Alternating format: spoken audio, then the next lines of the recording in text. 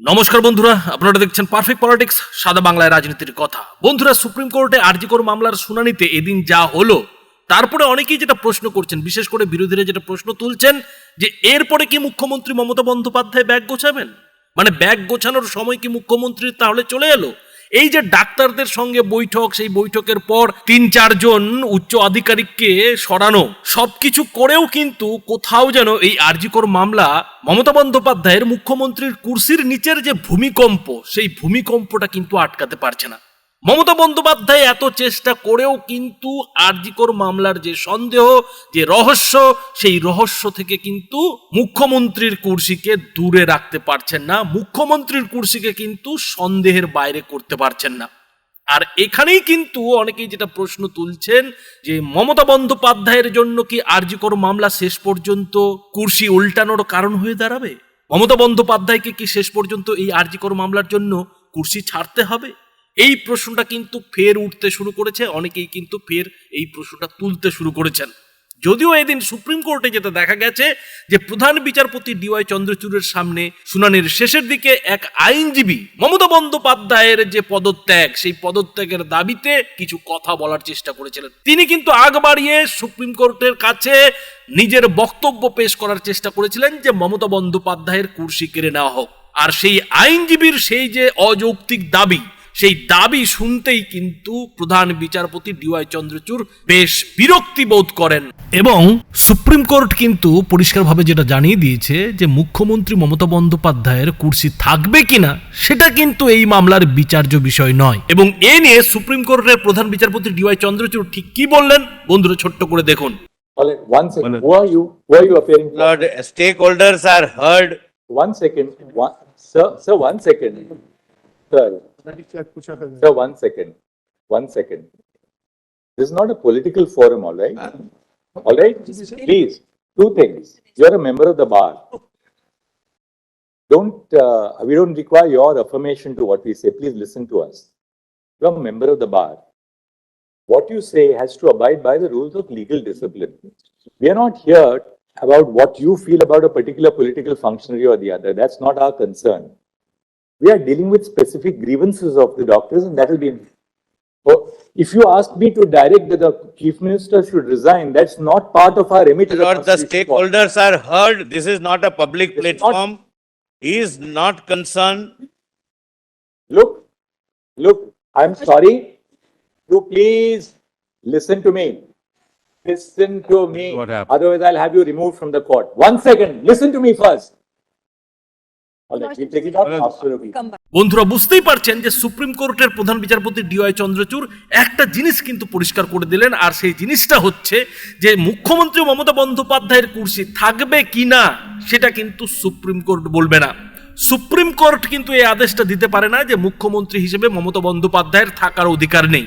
আর এখানেই যেটা প্রশ্ন উঠছে যে এই যে বিজেপি কিংবা শুভেন্দু অধিকারীরা এই আরজি কর কাণ্ডের দায়ে মুখ্যমন্ত্রী মমতা বন্দ্যোপাধ্যায়ের যে কুর্সি উল্টানোর কথা বলছেন, কুর্সি থেকে তাকে বিচ্যুত করার কথা বলছেন, সেটা কি আদৌ সম্ভব? অন্তত এই আরজি কর মামলায় তদন্তের শেষের দিকে যদি রাজ্য সরকারের কিছু দায়ও বেরিয়ে আসে, তাতেও কি মুখ্যমন্ত্রী মমতা বন্দ্যোপাধ্যায়ের কুর্সি উল্টানো সম্ভব? কুর্সি যাওয়া কি সম্ভব? বন্ধুরা, রাজনৈতিক বিশ্লেষকরা যেটা বলছেন যে এদিন সুপ্রিম কোর্টে একটা জিনিস অন্তত পরিষ্কার হয়ে গেছে যে এই যে আরজি কর কাণ্ড, সেই আরজি কর কাণ্ডকে কেন্দ্র করে যে রহস্যের দানা বেঁধেছে, যে গাফিলতির অভিযোগ রাজ্য প্রশাসনের দিকে উঠছে, সেটা কোথাও যেন রাজ্য সরকারের এই যে আরজি কর কাণ্ড, সেই কাণ্ডে কিন্তু ভূমিকা নিয়ে প্রশ্ন তুলে দিচ্ছে। সুপ্রিম কোর্টও কিন্তু এদিন সিবিআই এর যে দ্বিতীয় স্ট্যাটাস রিপোর্ট, সেই দ্বিতীয় স্ট্যাটাস রিপোর্ট দেখে বলেছে যে সুপ্রিম কোর্ট কিন্তু এই রিপোর্ট দেখে শিহরিত।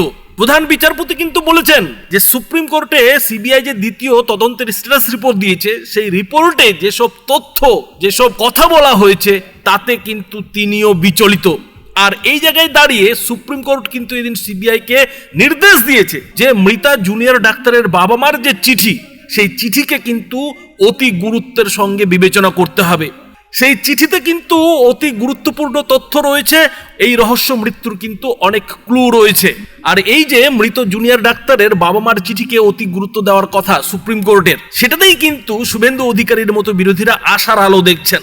তারা কিন্তু উৎফুল্ল হয়ে উঠছেন এই কারণে যে সুপ্রিম কোর্টও কিন্তু বুঝতে পারছে যে রাজ্য সরকারের, রাজ্য প্রশাসনের বড় সড়ো গাফিলতি কিন্তু রয়েছে, যে তথ্য প্রমাণ লোপাটের দায় রাজ্য সরকারের দিকে বিরোধীরা ঠেলার চেষ্টা করছেন, যে দায়টা বিরোধীরা মুখ্যমন্ত্রীর চেয়ারের ঘাড়ে চাপাচ্ছেন, সেটা যে একেবারেই মিথ্যা নয়, সেটা কিন্তু সুপ্রিম কোর্টের এই যে অঙ্গুলি নির্দেশ, সেই অঙ্গুলি নির্দেশে প্রমাণ হয়ে যাচ্ছে বলে কিন্তু মনে করছেন বিরোধীরা। আর এখানেই কিন্তু বিরোধীরা যেটা মনে করছেন যে সুপ্রিম কোর্টে এই যে আরজি কর কাণ্ডের শুনানি মামলা, সেটা যত এগোবে ততই কিন্তু ধীরে ধীরে মুখ্যমন্ত্রী মমতা বন্দ্যোপাধ্যায়ের জন্য কঠিন সময় হাজির হবে। রাজ্যের তৃণমূল সরকারের জন্য কিন্তু লাগাতার অস্বস্তি বাড়তে থাকবে। আর সেই অস্বস্তি যত বাড়বে, মানুষ কিন্তু ততই এই তৃণমূল সরকারের প্রতি বিশ্বাস হারাবে। মুখ্যমন্ত্রী মমতা বন্দ্যোপাধ্যায়ের যে সততার দাবি, সততার প্রতীকের দাবি, সেই সততার প্রতীকের উপর থেকে কিন্তু মানুষের আস্থা উঠে যাবে। এবং বিরোধীরা তো এটাও বলছেন যে মুখ্যমন্ত্রী মমতা বন্দ্যোপাধ্যায় এখন প্রায় পায়ে ধরে জুনিয়র ডাক্তারদের তার উপরে বিশ্বাস করার কথা বলছেন, তার কথার উপরে ভরসা করার কথা বলছেন, কিন্তু সেই ভরসাটুকু আজকে জুনিয়র ডাক্তাররা করছেন না। মানুষের কথা তো দূরের কথা, জুনিয়র ডাক্তাররা পর্যন্ত সেই ভরসাটা করছেন না। এবং তারা কিন্তু এখনো তাদের যে বিক্ষোভ অবস্থান, সেই বিক্ষোভ অবস্থানে অনড় আছেন। কলকাতার পুলিশ কমিশনার বিনীত গোয়েল সহ 3-4 জন উচ্চ আধিকারিককে সরানোর প্রতিশ্রুতি দেওয়ার পরেও কিন্তু তারা তাদের অবস্থান বিক্ষোভ ছাড়তে চাইছেন না। তারাও কিন্তু তাকিয়ে আছেন সেই সুপ্রিম কোর্টের দিকে। ফলে মুখ্যমন্ত্রী মমতা বন্দ্যোপাধ্যায় যে সততার প্রতীককে হাতিয়ার করে এতদিন বাংলার মানুষের মন জিতেছেন, সেটা প্রায় ধূলিসাৎ হয়ে গেছে বলে মনে করছেন বিরোধীরা। আর এখানেই কিন্তু বিরোধীরা বলছেন যে সুপ্রিম কোর্ট এই মুখ্যমন্ত্রী মমতা বন্দ্যোপাধ্যায়ের কুর্সি উল্টাক বা না উল্টাক, মমতা বন্দ্যোপাধ্যায়ের মুখ্যমন্ত্রিত্ব কেড়ে নিক বা না নিক, কিন্তু বাংলার মানুষের মনে তৃণমূল নেত্রী মমতা বন্দ্যোপাধ্যায়ের যে কুর্সি, সেই কুর্সি কিন্তু এরই মধ্যে উল্টে গেছে। আর মানুষের মনে তৃণমূল নেত্রীর জন্য যে কুর্সি, সেই কুর্সি উল্টে যাওয়ার পর এই মুখ্যমন্ত্রিত্বের কুর্সি উল্টাতেও খুব একটা সময় লাগবে না। হয়তো তার জন্য নির্বাচন পর্যন্ত অপেক্ষা করতে হবে, কিন্তু সেই নির্বাচনে যে মুখ্যমন্ত্রী মমতা বন্দ্যোপাধ্যায়ের পতন নিশ্চিত, সেটা কিন্তু বিরোধীরা এখন থেকেই একেবারে জোর গলায় দাবি করছেন। বন্ধুরা, রাজনৈতিক বিশ্লেষকরা এটাও বলছেন যে যদি সিবিআইয়ের তদন্তে রাজ্য প্রশাসনের গুরুতর গাফিলতি উঠে আসে, তাহলে কিন্তু সিবিআই যদি মনে করে যে মুখ্যমন্ত্রীকে জিজ্ঞাসাবাদের জন্য ডাকবে, তাহলেই কিন্তু বিরোধীদের কাছে, বিশেষ করে শুভেন্দু অধিকারীদের কাছে কিন্তু একটা সুবর্ণ সুযোগ এসে যাবে মুখ্যমন্ত্রী মমতা বন্দ্যোপাধ্যায়ের কুর্সি ছিনিয়ে নেওয়ার। তারা কিন্তু তখন মানুষের কাছে এইটা বলতে পারবে যে মুখ্যমন্ত্রী মমতা বন্দ্যোপাধ্যায়ের আর মুখ্যমন্ত্রীর কুর্সিতে থাকার অধিকার নেই। আর আগে থেকেই মানুষের মনে যেহেতু এই আরজি কর কাণ্ডকে কেন্দ্র করে মমতা বন্দ্যোপাধ্যায়ের যে সততা, সেই সততা নিয়ে মানুষের মনে প্রশ্ন উঠতে শুরু করেছে, প্রশ্ন উঠে গেছে, সেইটাকে হাতিয়ার করে কিন্তু বিরোধীরা সেই সময়ে মানুষের মধ্যেও তাদের যে দাবি, সেই দাবিগুলো কিন্তু সুপ্রতিষ্ঠিত করতে পারবেন এবং মানুষের চাপে পড়ে, মানুষের ক্ষোভের মুখে পড়ে মমতা বন্দ্যোপাধ্যায়কে মুখ্যমন্ত্রীর কুর্সিও বিসর্জন দিতে হতে পারে। অর্থাৎ এই আরজি কর ইস্যু থেকে মমতা বন্দ্যোপাধ্যায় কিংবা তার প্রশাসন যতই হাত ঝেড়ে ফেলার চেষ্টা করুন না কেন, হাত ধুয়ে ফেলার চেষ্টা করুন না কেন, এই আরজি করের ইস্যু থেকে রাজ্য সরকার যে এখনই রেহাই পাচ্ছে না, সেটা কিন্তু এদিন সুপ্রিম কোর্টের এক একটি মন্তব্যে স্পষ্ট হয়ে গেছে।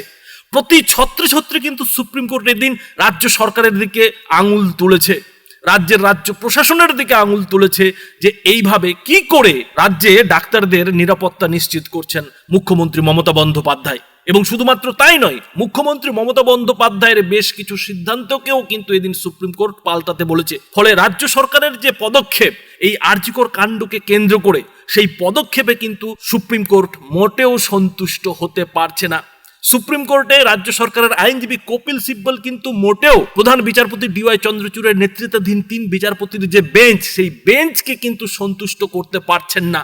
আর এই যে সুপ্রিম কোর্টের অসন্তুষ্টি, আর সেই সঙ্গে সিবিআই এর যে স্ট্যাটাস রিপোর্ট, 2-4 করে কিন্তু কোথাও সুপ্রিম কোর্ট এবার রাজ্য সরকারের ভূমিকা নিয়েও কিন্তু সন্দেহের চোখে দেখছে।